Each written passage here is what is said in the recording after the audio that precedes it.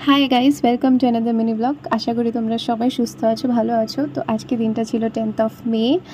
আমি একটু সকালবেলা বেরিয়েছিলাম বাবার ভাইয়ের সাথে, গেছিলাম একটা কেক আনতে।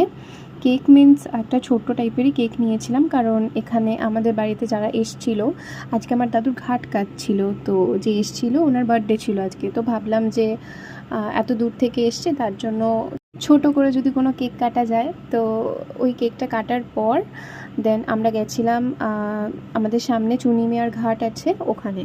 তো ওখানে গিয়ে যা কাজকর্ম ছিল সব সারা হলো। দেন বাড়িতে এসে পুরো রেডি হয়ে ফ্রেশ হয়ে আবার চলে গেছিলাম দিদার বাড়িতে।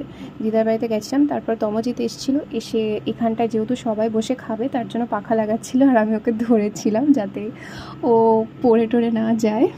এখানে ভাই ভিডিওটা করে দিচ্ছিল আমাকে, মাথা ব্যথা করছিল বলে মাথা টিপে দিচ্ছিল।